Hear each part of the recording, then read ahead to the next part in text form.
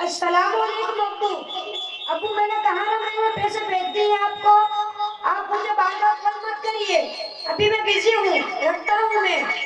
بیٹا میں تیرا خوب برا کام کروں. تو یہ کیسی بات کرنا ہے بیٹے بیٹا بلال بیٹے.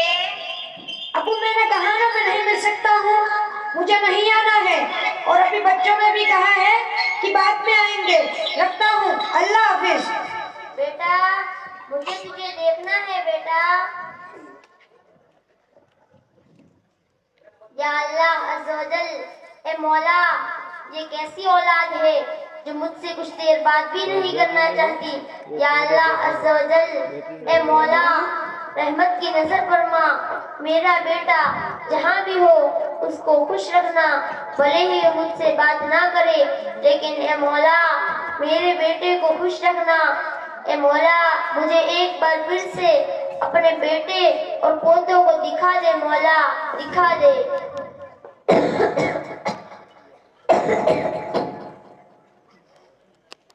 محمد, میں شان. آؤ آؤ شان آؤ, اب ان دروازوں میں کنڈیاں نہیں لگتی. آؤ. کیسی پستی بھری باتیں کر رہے ہیں آپ. جس کا بیٹا امریکہ میں اعلیٰ عہدے پہ کام کر رہا ہو, اس کے باپ کو تو خود پر ناز ہونا چاہیے.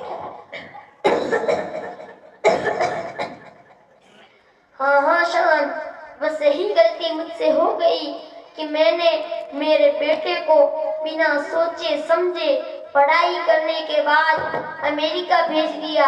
اب جو ہے اسی کا پھل بھگت رہا ہوں میں. آج جہاں بلال ہے وہاں پہنچنے کے لیے لوگ ترستے ہیں.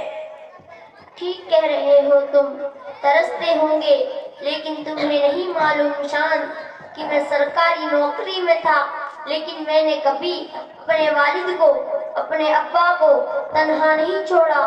میرا بیٹا مجھے پیسے بھیجتا ہے لیکن پیسوں سے کام نہیں چلتا. پیسوں سے ضرورتیں تو پوری ہو سکتی ہے لیکن میری یہ حالت تم دیکھ رہے ہو.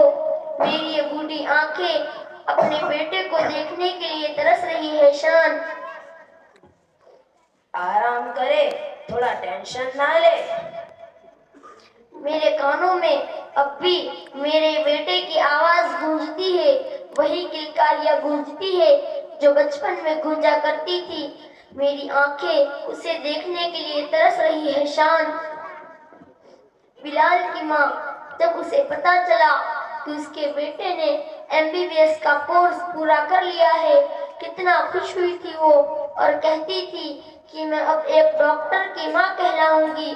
بلال کے امریکہ چلے جانے کے بعد بیچاری کسی بستر پر پڑی رہی مگر اس کا بیٹا نہ آیا.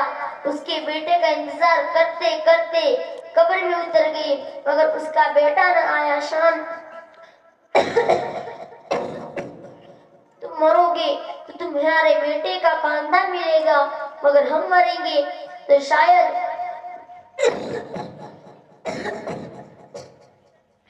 تم جاؤ شان جاؤ, مجھے اکیلا چھوڑ دو. جاؤ, میں اکیلا رہنا چاہتا ہوں. جاؤ.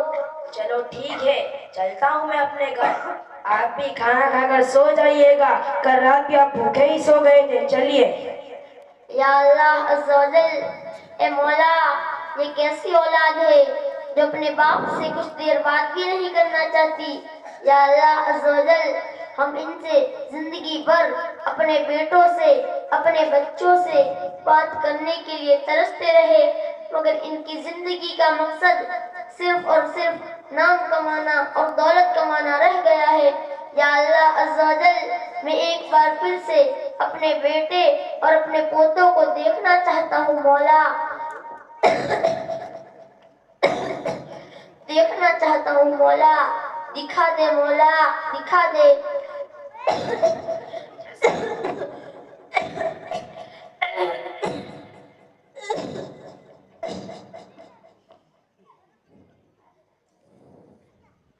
محمد دیکھیے, آپ کی بھابھی نے آپ کے لیے گاجر کا حلوہ بھیجا ہے. محمد اٹھیے, محمد محمد اٹھیے. اٹھتے کیوں نہیں, کیا ہو گیا آپ کو؟ انا للہ و انا الیہ راجعون۔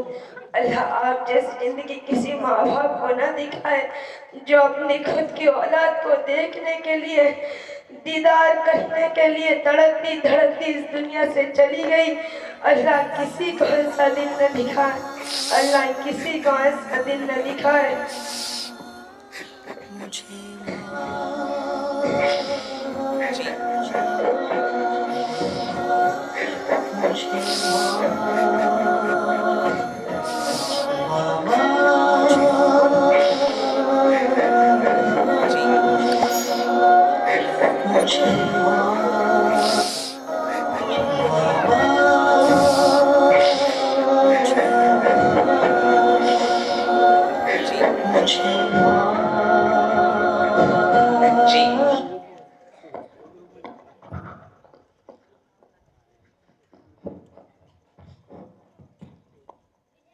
جی، یہ جو کھاتا آپ کے سامنے پیش کیا گیا، یہ جو ایکٹ کی صورت میں آپ کو ایک پروگرام بنا کر پیش کیا گیا، یہ ان لوگوں کے لیے درس ہے، ان لوگوں کے لیے سنگ ہے جو اپنے والدین کو بڑھاپے میں چھوڑ کر چلے جاتے ہیں، جو جوان ہو چکے ہیں، کمانے والے ہو چکے ہیں، روزی سے لگ چکے ہیں، آج ان کے ماں باپ بوڑھے ہو چکے ہیں اور آج انہیں اپنے بچوں کی ضرورت ہے، مگر یہ بچے ایسے عالم میں اپنے ماں باپ کو چھوڑ کر چلے جاتے ہیں۔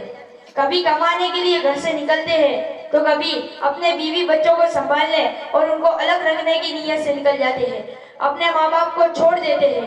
ناظرین، یہ وہی والدین ہے کہ ان کے بغیر ہمیں سکون نہیں ملتا تھا۔ اگر لائٹ چلی جاتی تھی تو ماں کی یاد آتی تھی کہ امی تم کہاں ہو، امی تم کہاں ہو، مجھے ڈر لگ رہا ہے۔ والد صاحب کہیں جا رہے ہیں، پتہ چل جائے تو والد صاحب کا ہاتھ پکڑ کر کہتے تھے ابا ہمیں چھوڑ کر مت جائیے، ابا آپ کی یاد آتی ہے، ابا کب لوٹو گے۔ آج وہی ماں باپ کو ہم ساتھ نہیں رکھنا چاہتے، ان ماں باپ کے ساتھ ہم رہنا نہیں چاہتے، ان ماں باپ کے بڑھاپے میں جبکہ انہیں ہماری زیادہ ضرورت ہے ہم ان کے ساتھ نہیں رکتے، ان کو اپنے ساتھ نہیں رکھتے۔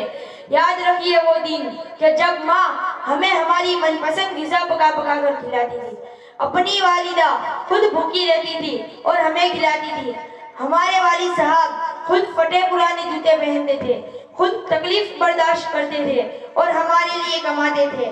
آج وہ باپ ہمیں بوجھ محسوس ہو رہا ہے، آج وہ ماں ہمیں بوجھ محسوس ہو رہی ہے۔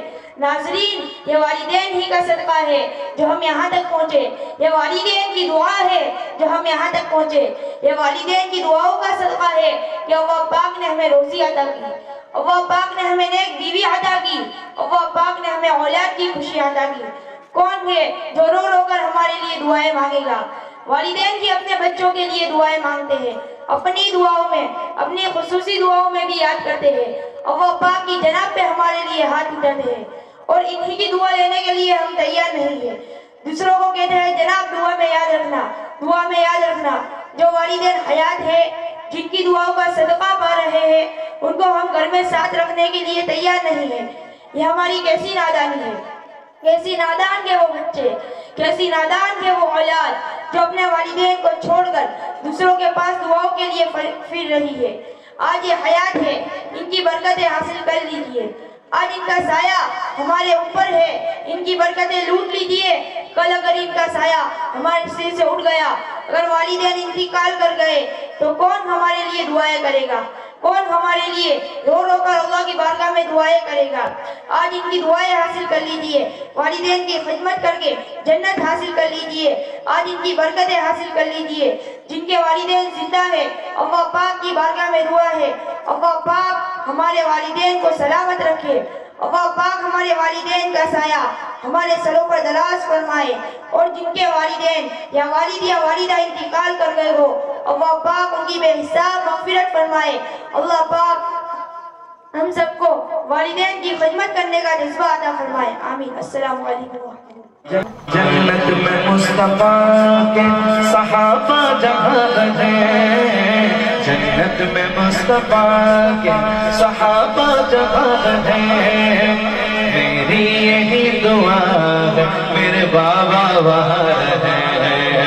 اللہم صلی علی سیدنا مولانا محمد جنت میں فاطمہ کی کنیز جہاں رہے جنت میں سیدہ کی کنیز جہاں رہے یا رب میری دعا ہے میری ماں وہاں رہے اللہم صلی علی سیدنا و مولانا